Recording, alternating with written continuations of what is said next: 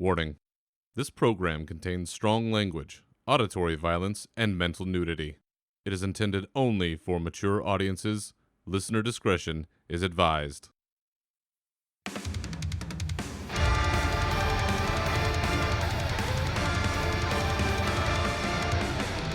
Welcome to your uncensored home for World of Warcraft news and opinions. With your host, Berzerker, this is Unshackled Fury.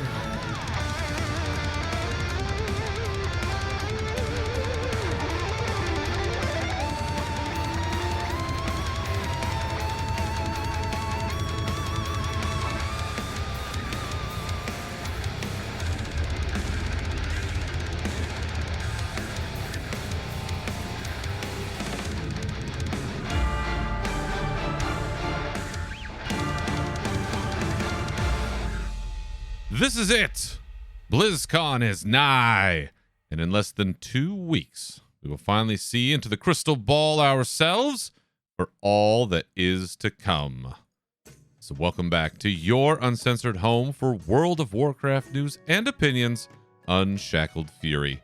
I'm your host, Berzerker. This is episode 135. And on today's show, we're making our final BlizzCon preparations, marking the patch 10.2 release on our calendars, celebrating the end of a terrible era, and ranking this month's trading post offerings, because I know you love it. But first, just want to thank everyone for the love for the last episode, and a big thank you again to our guest from the Starting Zone, Jason Lucas. It was a long show, probably the longest we've ever done. But it was a good one. And when you get a chance to sit down and chat with somebody like Jason, who's been around, seen a lot, certainly has a lot of, unlike myself sometimes, well-informed opinions. It's great to tap into their knowledge and get their read on all kinds of stuff, including wrestling. Yeah, sorry for those of you that maybe cut out that last 20 minutes, but that was a good conversation. That was fun. And, celebrating the anniversary of the show, which is October 12th, not the 15th. I did fuck up the date, but it's that same week. It's all the same. 8 years doing this show, and it was great to have him on and chat about WoW and chat about being a podcaster and about having press access at BlizzCon. That was the big announcement from the last episode, is that, yes, somehow, some way, well, I know how, I've been granted press access. I will have a press pass, press badge, whatever you call it, at BlizzCon this year. That is a direct result of the work of the folks at Bonus Roll Productions on my behalf, and a really big thank you to everyone there. Ketra and Manny and Ease for working all of that and staying in touch with folks and getting us out there as a group, because we do have a group. I'll talk about that a little bit later. And making something happen that, quite frankly, was kind of high on the list when I first started this show. So being able to talk about what that looks like at BlizzCon, at the convention with Jason, was fantastic. So once again, thank you to everyone who listened to that. Really positive feedback and a well-attended episode, if ever there was one. Also, if you've been paying attention to my social media, there's a new wolf in the house. That's right. About a year and a few months ago, we lost our beloved family dog. And I'll be honest, I never thought I was going to put myself through that again, because it was really hard. And it sucked. And to lose a family member like that, which I look at pets that way, especially dogs, golly, we don't deserve them. Humans, they're so good, especially golden retrievers. Now, not everybody's got their favorite breed, but I'm telling you, Goldens are the best. And I didn't know. Could I do it again? My family wanted to. And I realized all those years of love and affection and fun times. Like, keep it going. Keep it going. So last week, picked up the puppy Odin, who is every bit as sweet and cute and fun and rambunctious as you could possibly want, but a very good dog. We went and picked him out. He was the one of the 5 that was not insane, and that was how we made our choice. So if at some point during this podcast I forget what I'm saying, or I lose track, or I can't find words or whatever, it's because I'm massively sleep deprived. So bear with me and forgive me. And yes, I'll be obnoxiously posting puppy stuff, and if that's your jam, cool. If not, sorry. Sometimes the Warcraft and the barbecue, especially the barbecue as of late, not coming as readily as puppy pics. But yes, that has been going on. Back to our regularly scheduled activities here on Unshackled Fury. I do have a great metal album of the week for you, as always. And this one in particular, this one takes me back to when I first started playing World of Warcraft. Darren Gregory had a post he did on Twitter, I think, where it was, post 4 albums that you were listening to when you first started playing WoW, sort of that nostalgic time machine. And when I go back to that time, there are definitely some very specific albums that I was listening to at that time. One of them, which was riding a huge wave of popularity due to one song in particular and a connection to this whole apparatus, was the album Inhuman Rampage by the fantastic power metal band Dragon Force. This was released at the very end of 2005, December 28th, 2005. And if you don't know that album, there's a very good chance if you're listening to this that you might know the song Through the Fire and Flames, which was an all-time Guitar Hero Hall of Fame jam. Guitar Hero being an Activision property, I believe, or at least one of the studios that got absorbed by them eventually. And that song, insane. Speed, the length, I mean, it's like a 7-minute song, and it's just ripping. It's just ripping the whole time. And if that's your jam, this is the way.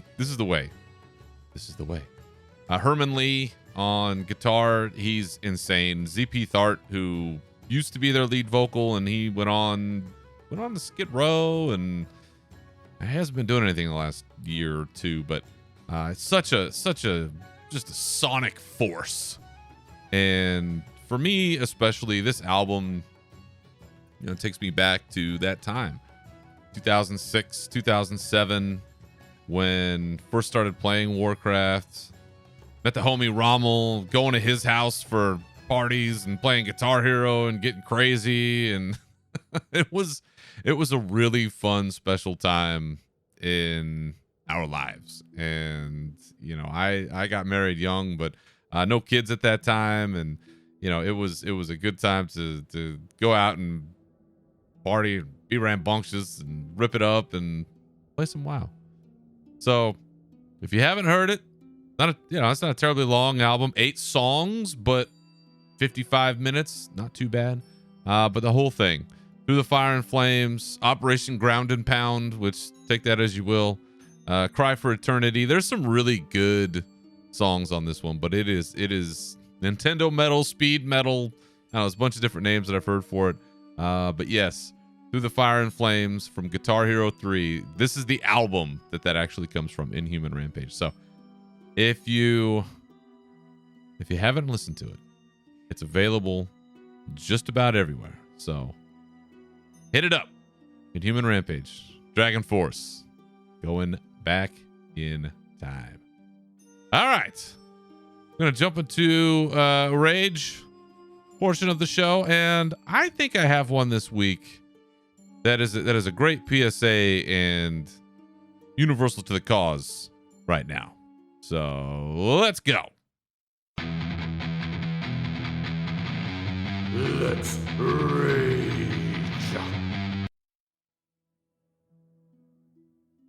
So if you listen to this show, you know this is my favorite time of year. I think I've said it 9 times every episode for like the last 2 months. Right now, specifically, we are in the last half, the second half of the greatest time. Brewfest the first, Hallow's End the second. We'll talk more about Hallow's End in a little bit. But the thing that I wanted to talk about here, if you are in a town, the Headless Horseman is throwing fire. You have a little quest. You got to put out the fires. If you see a fire, help out. Grab a bucket. You fucking Hallow's End tourists that just stand around while we're trying to get stuff done. This is serious business. Goldshire, I'm looking at you. There's only one place to get the water. You got to mount up, throw the water, get back, get some more, mount up, go throw it, right? One person, 2 people, 3 people, 5 people. That's not enough. Get down there. Say the thing. Or else you got to go through cycle after cycle after cycle. And you're just watching these poor towns burn down repeatedly. Like, oh, we're just waiting for the horseman. No. Grab some water. Throw that shit out. What's wrong with you? Just standing there watching these places burn. Sitting there and I'm like, all right. Here we go. Got the quest. Boom. Throwing fires. We're throwing buckets. We're throwing buckets on the fires. Throwing buckets on the fires. And I see like 10 people just standing around me. And I see more people flying in. Like, oh, shit, it's time to get the horseman. Yeah, because eventually the horseman will come down. You fight him, whatever. And more people coming in. I saw, 20 people standing around. Like, fuck me, I'm trying to get this fire out. Come on, man. Come on, guys. Let's go. Nothing. I sat there, running around for like 15 minutes trying to put these damn things out. Pissing me off. No end. Unbelievable. Who are you people? So listen, if you go to a town, the Headless Horseman is putting on fire, help a brother out. Grab a bucket. Throw some water on that shit. Oh my goodness. I love Hallow's End. It's so great. All right. Now that we've got that PSA out of the way, let's talk about the news because we got some great stuff coming our way.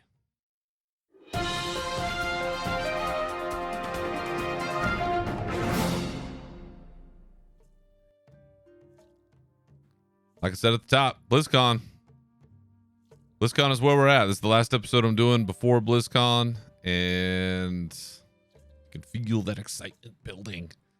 Even through the puppy-driven sleep deprivation that I'm in, I can still feel, you feel that ember and that fire, and it's just rising and burning. Like, yes, this is gonna be so great. So we did talk about the floor plan a bit with Jason Lucas when he was here, and my surprise that World of Warcraft appears to only be getting not even half a haul. It's like a third of a haul. Comparable to Dark Moon Fair in terms of floor space. Overwatch, 2 hauls. Diablo, a whole haul. I'm not really sure. What's going on. I'll be honest.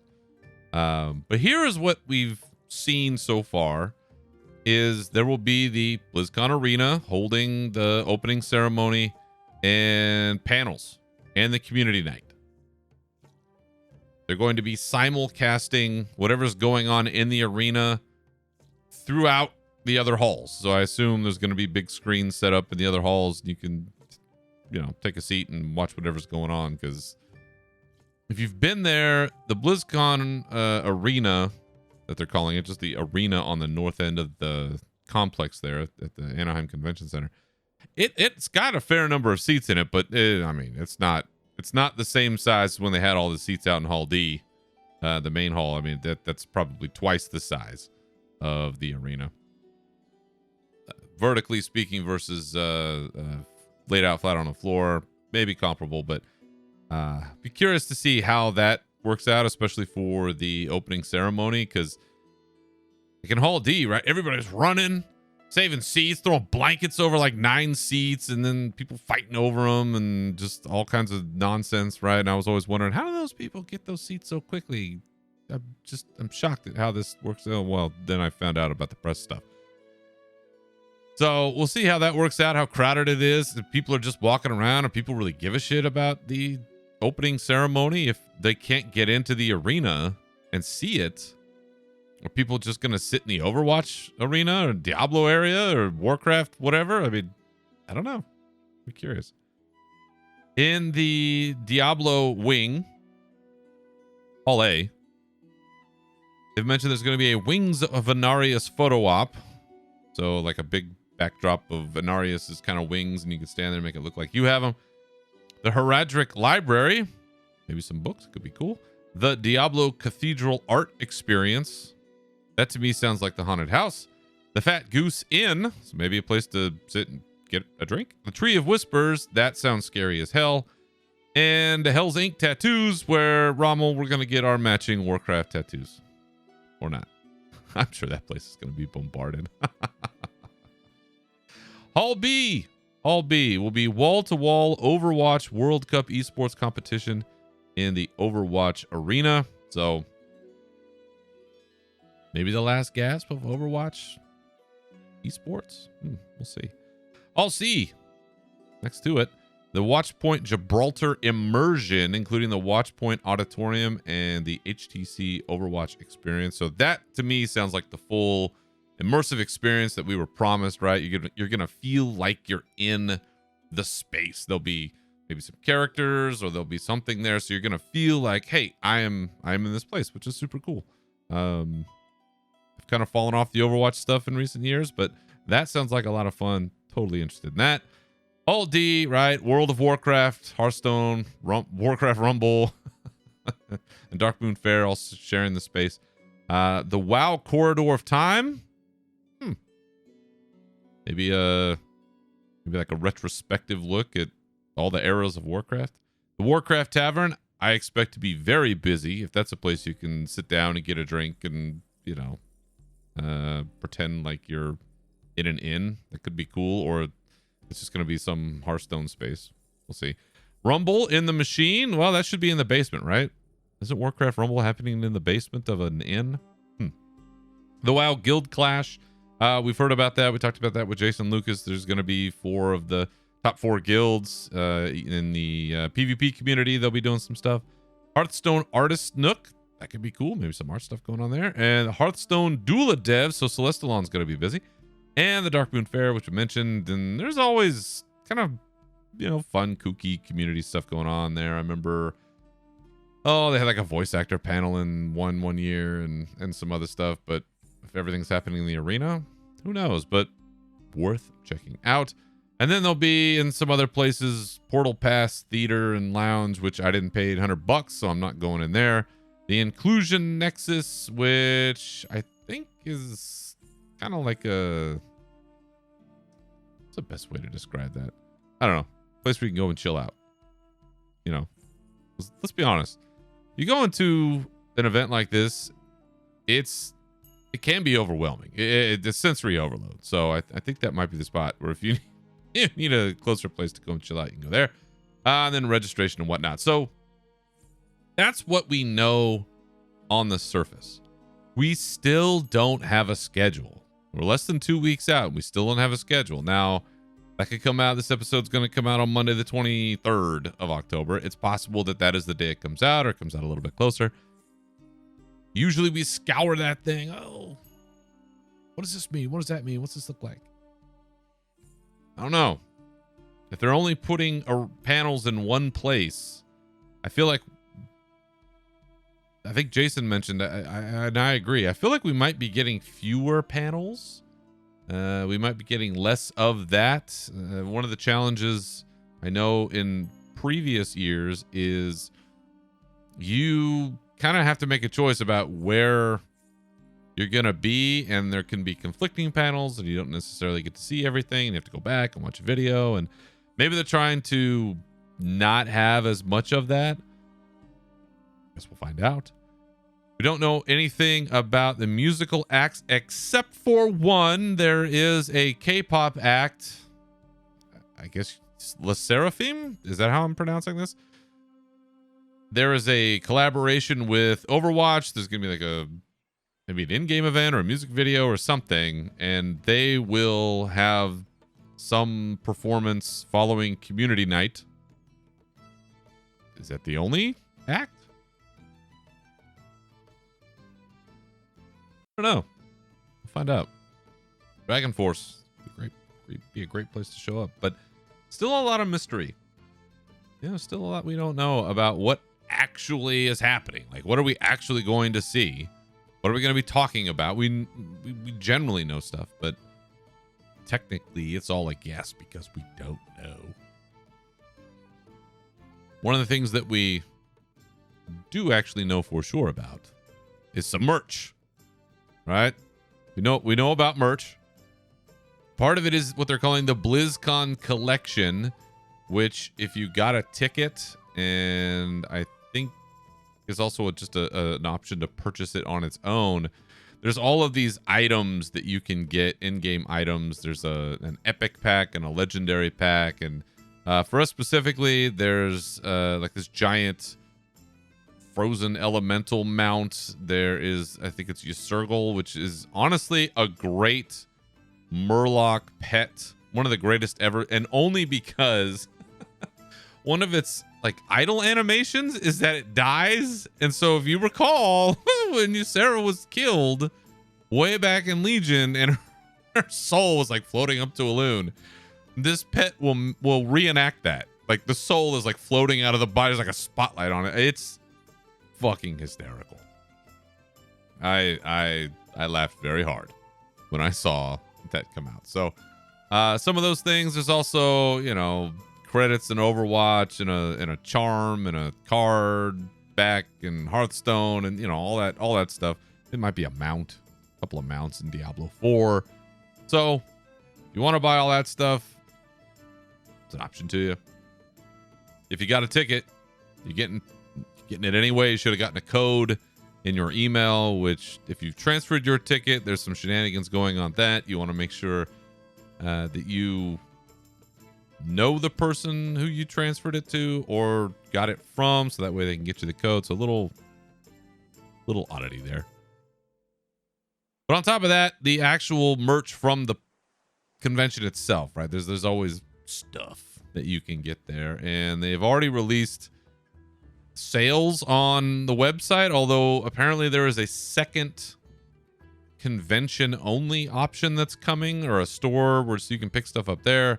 So you have some plushies, you have key art, merchandise, t-shirts. There's a really cool I like Deathwing. It doesn't say I like. I'm saying I like this Deathwing shirt. This is kind of like a heavy metal shirt. Pretty rad.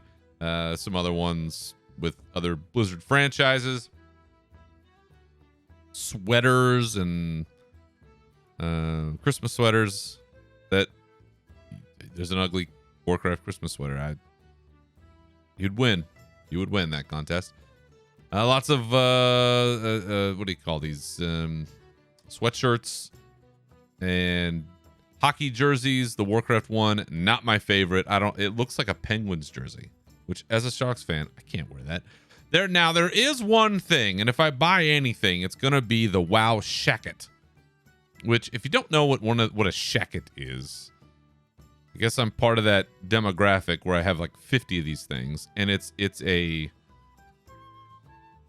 like a flannel, but like kind of like a jacket. It's like it's this hybrid between sort of like a flannel and a jacket. They call it a shacket.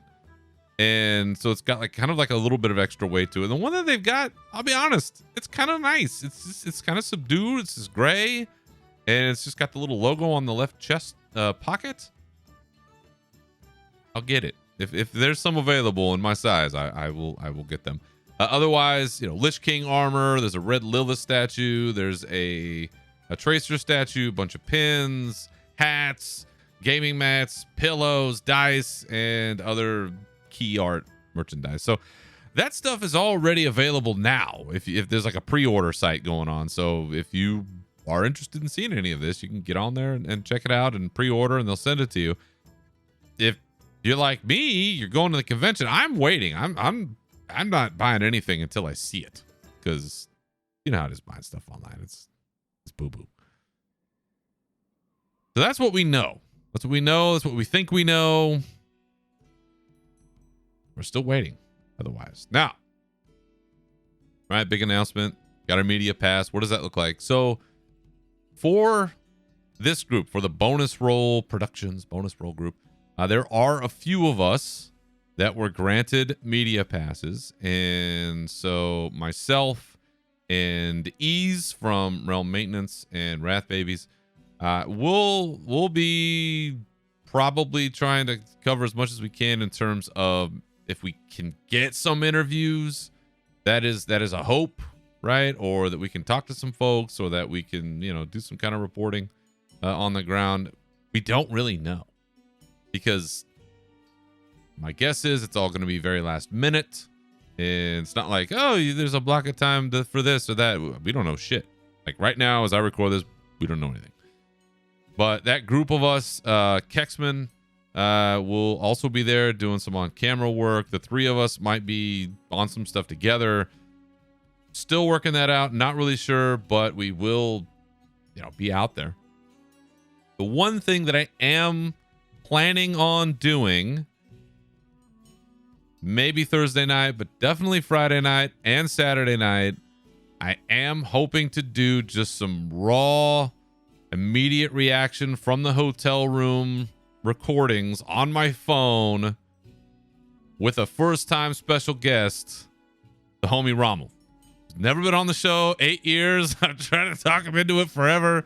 And I think this BlizzCon might be the time. So it may just be a quick kind of fireside chat with the two of us, reacting to whatever it is that we saw that day or whatever's going on, just from the hotel room, just quick and dirty, upload into the feed here so I can get you something as fast as possible, because the next scheduled episode for this show would have me recording the Sunday after BlizzCon. Now, after driving home all day, because it's about a 7-8 hour drive to get home from Anaheim all the way back up here in Northern California, I may not have it in me to get that done. So it may be a Monday thing, maybe a Tuesday thing. I don't know, but I am hoping to get something out in the first few days, so we can have something for you.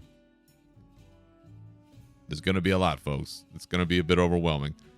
And in that vein, it is kind of funny to watch the energy of the content creator community really ramp up around this time. And I'll be honest, some of it's kind of obnoxious. It's like, oh, I'm the biggest fan of this. Oh, I'm so happy about this. Oh, I'm so it's like people falling all over themselves to prove that they're,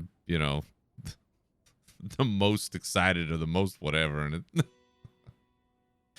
oh, God bless them. It's a good time. It's a fun time. But man, it's a lot. And I think, again, that's the thing about the convention. It is a lot. There's a lot going on. There's a lot of energy. And so you got to pace yourself. You really got to pace yourself. Now, outside of the convention, the planned convention stuff that's going on, I personally will not be attending any other events that I'm even aware of are going on. Like we've talked about, there used to be the Wowhead Party or the World of Podcasts or the Con Before the Storm. Like there was all that stuff. None of that is happening except for one thing. There is a new event that is happening. It is called Connect and Conquer. This is a women's networking event that is happening November 2nd at 7 o'clock at the Marriott Hotel, which is right there in the Grand Ballroom. So if that's something that you would like to do, I think that there was a registration for it, but that is happening that night. I don't really see that for myself. So the plan right now is probably just hanging out in the Hilton lobby. And if you see somebody that's wearing a shirt that says Unshackled Fury, that's probably me. There's only going to be one other person, the homie Rommel, that will have one. So if you see a super tall guy, that's him. If you see just a regular tall guy next to him, that's me. And or a shirt that says Berzerker on it in some way, because I do have some shirts that say, because of like metal stuff and band things, albums and stuff. If you see somebody that says it says Berzerker or Berzerkers or something like that on their shirt, good chance that's probably me too. So as I've said before, you see me, you want to say hey, whatever it is, I'm open. I don't give a shit. I don't really have restrictions. You want a hug, you want a handshake, you want a fist bump, you want a whatever. It's cool. Come up, say hi. It's great to meet folks. And, looking forward to a lot of things as we get into the convention. Finding out what the new expansion is for World of Warcraft. I think it's very high on people's lists. Knowing what the future of Warcraft itself is, because they seem to be really big on not just World of Warcraft, but Warcraft as a franchise. Are we going to see what this new survival game is? What are these experiences that we're supposed to be having? There's a lot of that kind of stuff. But there's also, for lack of a better term, just the vibe. The vibe of BlizzCon is so unique. Part of it is the people. Part of it, I know for me, is being in the convention hall itself, and there's like music playing, right? You're not just like hearing crowd noises. There's like music playing, or there was anyway, back when. And there's just something about Blizzard music, and it may not even necessarily be from a specific franchise. Like, I know if I hear any StarCraft music, you got me. But just hearing that sound, that music, it really hits this great spot. So there's just this vibe that I'm looking to experience again, that energy, that rejuvenation. You come back and you just feel like, oh man, run through a fucking brick wall right now. I'm just so excited and feeling pumped, and it's unlike anything else I know. Seeing Chris Metzen, like whether or not I'm in the arena, just knowing that he's there, maybe seeing him out in the crowd, maybe bumping into him somewhere, that is very big for me, because in the entire time that I've been doing this show, most of it, he hasn't been around. And a very mythical figure for me. So to see him again is going to be great. But more than anything, above all else, it's hanging with my bromantic life partner. That's it. Even if they don't announce anything really new, maybe it's the duddest dud of all dud conventions that ever dudded. Hanging with my dude, that's number one. And just getting to be with my friend and then experiencing these things with other people, I'm telling you, that's the real jam. That's the real benefit. That's the real fun. So that's where we stand. And hopefully we'll get some more information soon, and it's going to be a whirlwind. It is a massive amount of stuff that's happening in a very short period of time. So I will do my best. I'll get into what I can. I'll get you stuff as quickly as I can. And if you're listening for the first time, welcome. Maybe we did get an interview. Maybe something happened and you're like, I'm going to check out Unshackled Fury. Well, welcome aboard. This is pretty standard bullshit for what this program looks like. So very excited. Looking forward to BlizzCon, and do everything we can to get you the best we can as soon as we can. In the meantime, one of the things that we do know for sure happening right after the convention is patch 10.2 Guardians of the Dream is releasing on the Tuesday after BlizzCon, November 7th. So there was a bit of a, what's the timing on this? And in the end, probably the right call to not have a big, large anchor patch like this come out right before the convention, where people are traveling and not able to play, and there's other stuff going on. There's race for world first and rating stuff and whatever. So I get that. I get why they would do things that way. What do we get? what do we get? Well, again, it's a little bit of split. On November 7th, when the patch actually hits. Now, we don't get everything, but we get a lot of stuff. The first is the new zone itself, the Emerald Dream Zone. Big chunk of it that we're going to be seeing there. That's available. We're heading into it right away. There will be the Dream Wardens faction. So, another faction, getting our rep, getting rewards. There will be some new dragon riding updates, races, mounts, customizations, all that jazz. There will be further Blood Elf and Druid customizations, and I'll just say this. I know that my people are getting a legendary, right? We're getting the Phyrexia. Very excited about that. But this really is a Druid patch. All of the customizations that are coming, the flight forms, the travel forms, all the other stuff, it's a dream patch. Pun intended. For Druids.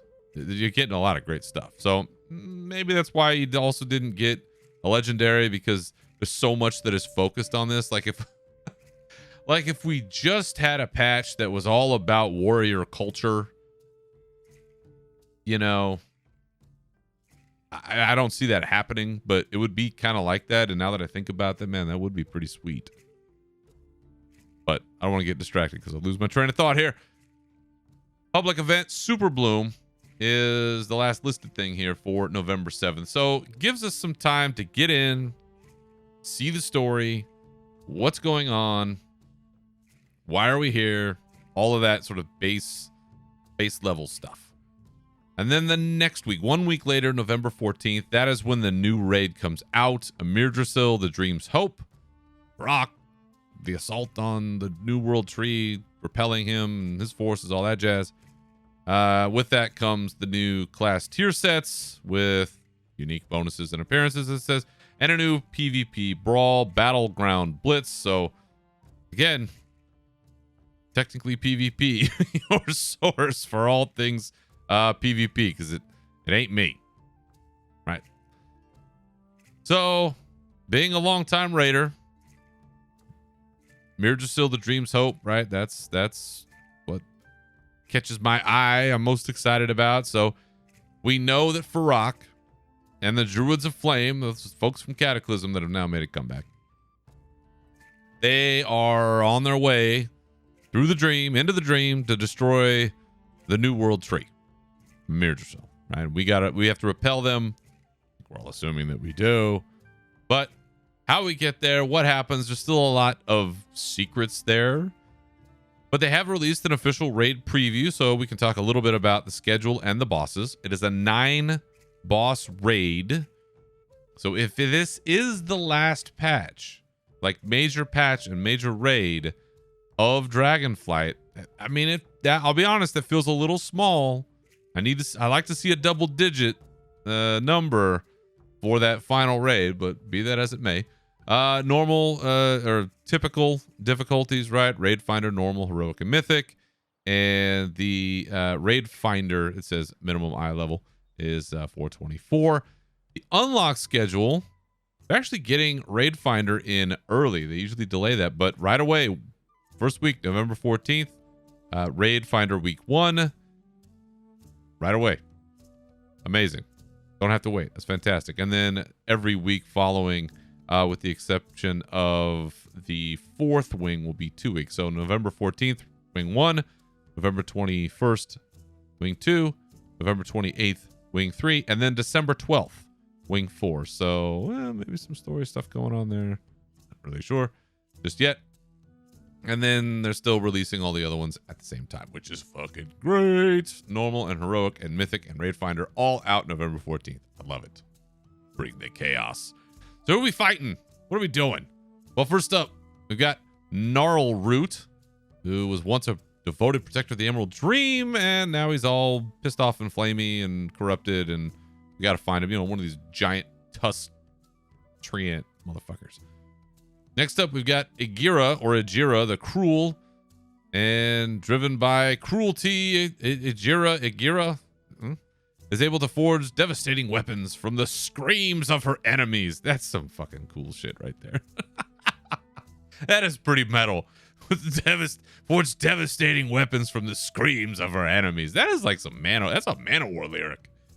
That's fantastic. So, one of these I can't remember what the hell race they're called, but the guys we've been fighting all in Dragonflight that are not the dragons. Lord. Oh, I need some sleep. Next up, Volcaros. Ooh, fire serpent. Lava serpent. It actually is called a lava serpent. All right. It's a giant viper.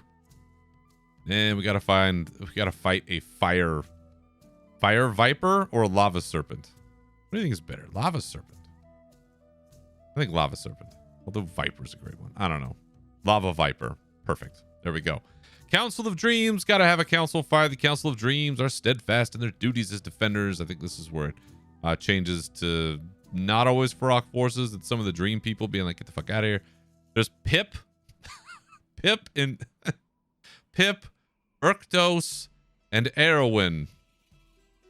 That's gonna be fun. I think Pip is like one of those little colorful dragons. Oh Lord, that was gonna be a tough one. Next up, Laradar, Keeper of the Flame.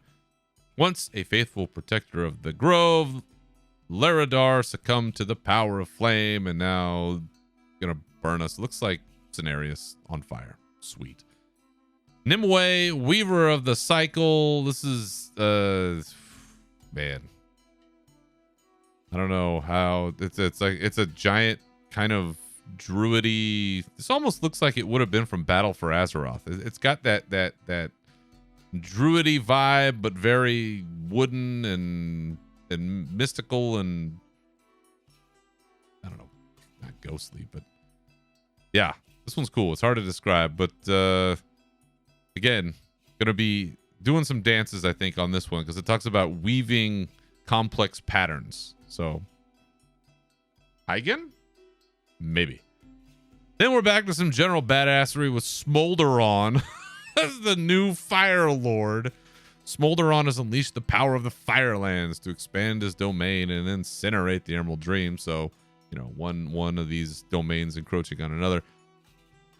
Giant, winged, on fire demon with a giant helm, spiked, and carrying looks like a polearm.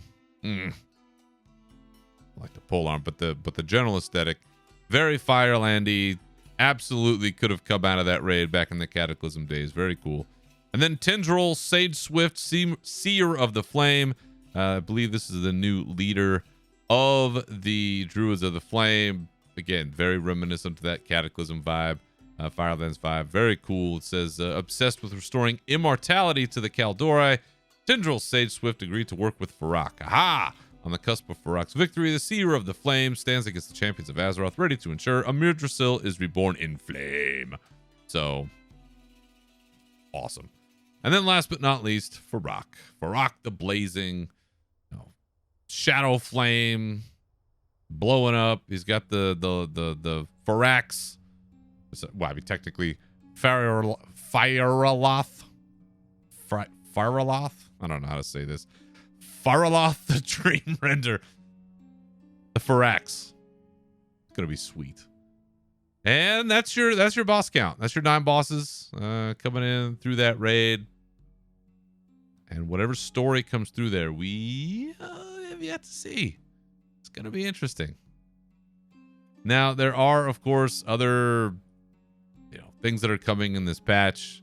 Lots of mounts, lots of pets, lots of customization options, daily quests, things to do. So you'll definitely want to check out patch notes and articles and see what people have to say. There might even be some more stuff coming out of BlizzCon, perhaps. Maybe that's part of the reason why they want to release it after BlizzCon. Maybe there is a tie, something they're going to release, something they're going to say or show. Maybe there's a cinematic. Who knows? But that will be coming. It'll be weird to me if this is the end, considering it's going to be a while, even if they announce an expansion, until we get another one. So they really got to stretch this one out, and then all the sub patches or whatever they're going to do. They'll have to be pretty substantive mini patches if they go that route, I think. It'll be cool to be in the dream, not some, I don't know, momentary fight situation, but to actually be there and to interact with what's going on there. I don't think that the vibe there is going to please all the people that are hating the friendlier vibe of this expansion, because it's going to be hopefully very peaceful and kind of tranquil and ethereal, and that's what we want. This takes us through the holidays, the timetable that we're on right now. So hopefully, just me personally, I'll get more time to play during some vacation time that I'm going to be taking. And quite honestly, I hope that this isn't too overshadowed by whatever gets announced at BlizzCon, because if we do get an expansion, it'll be kind of like, oh yeah, okay, well, we'll get this over with, and then people already have moved past it. So rest assured, 10.2 will get its due on this show. We'll talk about the story, we'll talk about the whole thing and get into it. I know there's been data mining galore. I'm not fucking touching it. So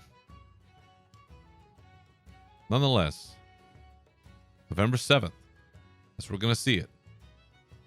Hopefully it's good. Hopefully we got a cool end if this wraps up, or wherever this, dovetails into where we're going next. But a lot to like here. It would be very cool to see a place that we have only truly really heard about in a fuller form, and see how they're going to resolve with Farak and the World Tree and all of that. Some very cool stuff to come, and very excited about that. So November 7th, get ready. Guardians of the Dream launches. Now, closer to where we are right now, you know what time it is. Hallow's End time. That's right. October 18th to November 1st. Those are your days for Hallow's End. You go around, do your trick-or-treating, throw out water on those fires. Please help out. Help a brother out. Help a sister out. Help a non-gendered sibling out. Help out whoever is there. Help another human out. Because we've got stuff to do to get our end of the month, or this month, reward out of the trading post. We're going to get there. Big stuff. Very cool. The one thing that I did want to bring attention to with respect to this holiday, they've done a bunch of updates and some good ones. Number one, they have one of the greatest pets of all time, Arfus, A-R-F-U-S, Arfus, the Lick King. It's a pup version of a little dog, and it's pretty cool. So if you get it, you get an achievement, the Lick King, and that only drops off of the Horseman, right? You get those the what the hell is it called? The damn drop. You know what I'm talking about. The thing that you get off the Horseman. I told you I need sleep. The loot-filled pumpkin. God damn. One of these days I will get it. I promise. It drops off of the loot-filled pumpkin. It's literally right in front of my face. I can't believe I can't read this. But the Horseman fight. That's what I want to bring your attention to. Not just Arfus and the cool Windborn Velocidrake Hallow's End armor, which is pretty sweet. But the Horseman fight itself is now different, and it's harder, but it's better in my opinion. Where before, right, you go in, you nuke him down, the head goes flying, you chase the head, it comes back, you kind of do that for a couple rounds, and it's dead. Well, now it's different. Number one, the fight is harder. Like, you can't just go in there and nuke him down in 2 seconds. Like he's taking some damage. But they have added a new hard mode mechanic, which is pretty sweet, where there's these wicker men. When you first get in there, right to your left, if you just run out, you might miss it. Right to your left, there's 5. There are 4 that'll give you a debuff individually. Each one has a different one. Ember Curse, Cursed Hothead, Shadow Curse, and Thorny Surprise. Or you can talk to the one in the middle, and he'll give you all of them.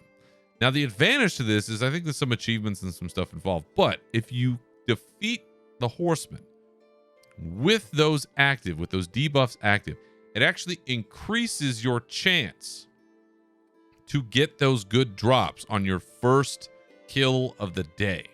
So if you go in there, say it's your first run of the day, you're like, all right, it's time to do it. You load in, talk to the guy in the middle, you get all 4 debuffs, get your loot-filled pumpkin. Now you have a higher percentage chance to get the Horseman's Reigns. That's an MVP mount right there. Arfus or the Hallow's End armor, right? So I tried it myself. on an alt, for God's sakes, because I totally forgot on my first one. I just ran in, Berzerker, run in, kill it. I'm like, oh, this is kind of cool. Different stuff going on. New mechanics. Got to pay attention. Sweet. That came out like, oh, wait a minute. There's a hard mode. So I hit the hard mode, and yeah, you got to do some dancing. You got to do some things, but it's fun. It's different. It is harder, but I like the complexity. It's pretty sweet. So if you haven't gotten a chance, get in there, see it, enjoy Hallow's End. Go get your candy buckets. Go throw out your, buckets of water on fire. Go, throw stink bombs. Go clean up stink bombs. Do all that stuff. Get your broom mount, the one that drops off of the headless horseman. That instant mount. Ooh, God, that instant cast mount is the shit. Ah, love it so much. But October 18th, to November 1st. Those are your dates. Go out there and go get it. On a separate but perhaps more important note, the sale, the $68.7 billion purchase of Activision Blizzard King by Microsoft is complete. October 13th, 2023 is going to go down in history as the day that perhaps Blizzard was saved. Maybe it's not. I don't know. Maybe it's all dog shit. But there were all of these announcements that came out. There was a great video that was put out by Microsoft, Xbox. I think we're all going to be part of the Xbox brand now, or division or something, about all of the things that are now going to be possible with all of these franchises. I know when Nav was on the show, this was something that he always talked about, was Warcraft and Xbox and having these entities collide. And now it looks like that's going to happen. That's happening. It's all going to be under the same banner, under the same umbrella. We are also finally going to say goodbye to the wretched Bobby Kotick, who will be out as of the start of the year. I saw a bunch of these articles like, he's staying on until, and I'm like, no, don't say he's staying on through 2023. Saying he's out as of 2024, because that's the better way to look at it in my eyes. So with this sale and this long arc, almost 2 years long, trying to get this sale done. It was supposed to be done by July. They had to get an extension and all that. What are the hopes here? What are the hopes now that this is all done? Well, I think the primary hope, right, is that Blizzard will get to be Blizzard once again. Right? When Activision bought Blizzard, it seemed like at first it was hands off, but as time went on, that influence was real, and the push to get things out and to meet quarterly quotas and all this stuff, it really just diminished that culture, that high expectation of culture that we all had for what Blizzard should be. And granted, we found out about a lot of terrible things that have happened in recent times, and I do feel like Microsoft will be a better steward than the ones that they've had. Maybe Blizzard will finally just be left alone to do its own thing in terms of game development, but also in creating a safe and supportive environment for employees, which, let's go back to the old days. Let Blizzard release shit when it's ready. It doesn't have to be on a regular schedule. Like, if you took extra time to get an expansion out, fine. Great. Make it good. Make it great. As Jason Lucas brought up in our conversation, part of the reason Legion was so good was because it had extra long development time. When they crashed on Warlords early, like, all right, let's just head into Legion. That extra time, sure as shit, made a great expansion. So we'll see. We'll see if we were right. We will see if the leadership change was what we needed. And I guess we'll find out 2024. It could be the year that finally we get this ship on the right track. One thing that we did do right, I know this for sure, is if you recall, a while ago, we had the Sunny and Flurky pets. There was a charity pet drive, right? Raising money for aid to Ukraine. Well, congratulations, folks. If you did it, if you were involved, nice job, because in total, this raised $1.5 million, $1.5 million for aid. Now, there's a lot of money that needs to be spent to help in these aid projects, and unfortunately, when you look at 1.5 million versus the totality of it all, it's not enough, but that'll get you a lot. And there was a post that went out, an official news post that talked about all the things that got funded by this, and it's staggering. There are, I mean, there's like a dozen things that they've listed in terms of what this was able to support. So if you did that, great job. And once again, it just proves that golden retrievers really are the best. So of course, before we go, I did promise October Trading Post ratings. So let's take a look at what's up for offering this month. Now, I have already graded the Death Knight, Demon Hunter, and Druid sets. I maintain those ratings. The Death Knight still is the spoogiest spooge that ever spooged. Look at that fucking belt. I mean, it looks like some dude's been dropping loads right out the front of that belt for like, I don't know, way too long, and that sock is full. Like, never, ever. All right, let's take a look here. First up, we have High Scholars Grand Staff. That's what I'm talking about. That's why he's the MVP. That's why he's the GOAT. The GOAT. That's like a Khadgar level staff right there. I'm just gonna warn you, this month is good. This is a good month for the Trading Post. It's fantastic. It's got that great sort of arcane look to it. Very much a piece right out of Dalaran. Fantastic. Love it. Next up, the Dim Cold Flame Core Mount. That's what I'm talking about. That's why he's the MVP. That's why he's the GOAT. The GOAT. These Infernal mounts are pretty great.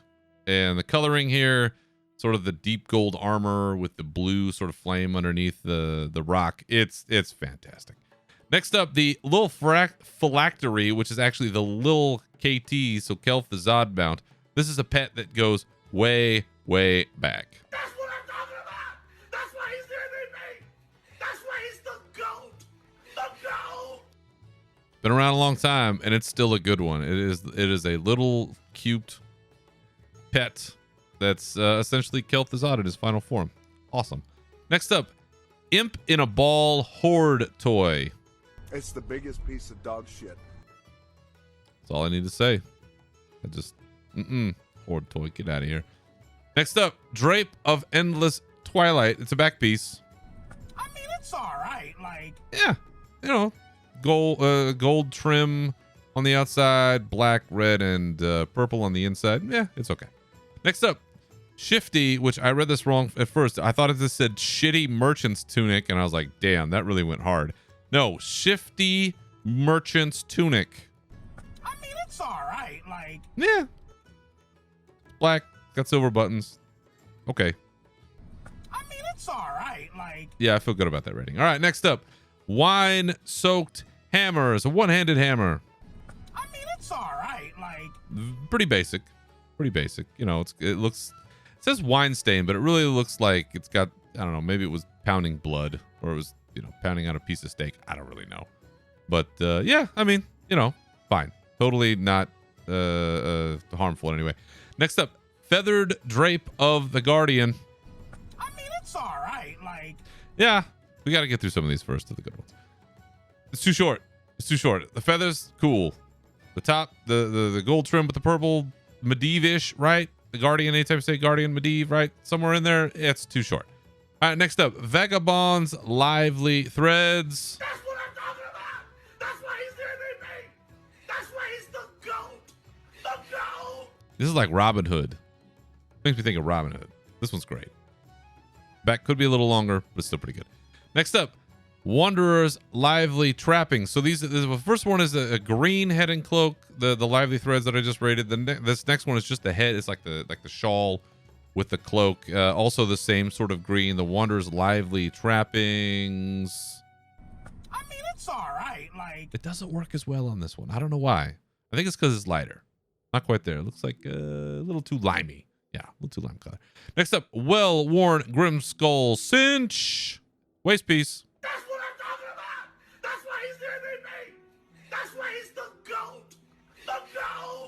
it's a horned helm. You knew I was gonna rate it that. Or it was a horned waist piece, a skull on her waist. Perfect. Next up, and I can't emphasize these ratings enough. I'm gonna take them both together. The gleaming mail tabard and the shadowy mail tabard. I'm gonna both rate them together. That's what I'm talking about. That's what I'm talking about. That's what I'm talking about. That's why he's the MVP. That's why he's the GOAT. The GOAT. These are some of the greatest of all time. I am so happy that they put these two in game. These match the Stormwind Transmog, the Human Heritage Armor Transmog. God damn, where have these been? Fantastic. So great. Next up, Granny's old hat. Hat piece. I mean, it's all right. Like, It's a hat. It's like a witch's hat. Whatever. Next up, feathered cowl of the Guardian headpiece. that's what I'm talking about. That's why he's the MVP. That's why he's the GOAT. The GOAT. Yep. Medivh cosplay. Gonna get a high rating here. Next up, helm of the fierce headpiece. That's what I'm talking about. That's why he's the MVP. That's why he's the GOAT. The GOAT. It's a straight up Conan Barbarian, helm with the big horns coming out the side and the whole nose protector thing. Badass. Next up, caged eye of the Watcher offhand. I mean, it's all right. Like, I'm not even really sure what it is. It's like a bag with an eyeball. Not really sure. Next up, the gilded Draconoid Morningstar one-handed mace. that's what I'm talking about. That's why he's the MVP. That's why he's the GOAT. The GOAT. Told you I was giving a lot of these away. It is like a fiery dragon head mace. How can you not love that? Next up, a Headmaster's Command two-handed staff. I mean, it's all right. Like, And don't get me wrong, got a big horned skull on the end of it, and it looks pretty cool, but I don't know. It feels like it's kind of missing something. I don't know. Next up, the Headmaster's skull cap headpiece. that's what I'm talking about. That's why he's the MVP. That's why he's the GOAT. The GOAT. Another horned kind of helm, but this one's got like teeth and stuff in the front hanging down. It's fucking fantastic. Next up, corrupted blade fist weapon. I mean, it's all right. Like, And I can't believe I'm saying this. I like the fist weapon, but it's too green, and I don't know. There's something fell about it that I'm not ready for that yet. But let's get to the final one. This month's bonus reward: Eve's Ghastly Rider mount. that's what I'm talking about. That's what I'm talking about. That's what I'm talking about. That's what I'm talking about. That's why he's the MVP. That's why he's the GOAT. The GOAT. Sorry if that was irritating, but I cannot overstate how cool it is to finally have a fucking broom mount, like permanently in the game. Is it an instant mount? I've been told not. I haven't gotten it yet. I'm running out of time. I gotta hurry. It's about time that they implemented this permanently, right? I mean, for God's sakes, we've been doing Hallow's End for 1,000 years, and you only get that broom mount for such a small period of time. And I make as much use of that thing as I can. But to finally have it in the game, it's about damn time. So nice. I'm so happy. Glad to see it. That is an excellent reward. This is a perfect reward for October trading post. So there you are. There are your ratings. You don't have to agree with them. Those are mine. So happy hunting out there. Hope you get what you want. All right. I think we've done enough damage for one episode. My thanks to all of you for listening. And remember, you can always follow me and this show on Twitter at Berzerker Rage and Unshackled_Fury, on Blue Sky at Berzerker and Unshackled Fury, as well as on Twitch at Unshackled Fury and Real Berzerker. You can also join our Discord, links for which are in the profile of the show on Twitter and on our bonus roll page. Feel free to contact the show with your questions, comments, or otherwise through any of those resources or on shackledfury.com. And you can find this show wherever you get your podcasts. So once again, thank you for listening. Remember to keep your swords wet and your banners high, and we'll see you at BlizzCon. Farewell.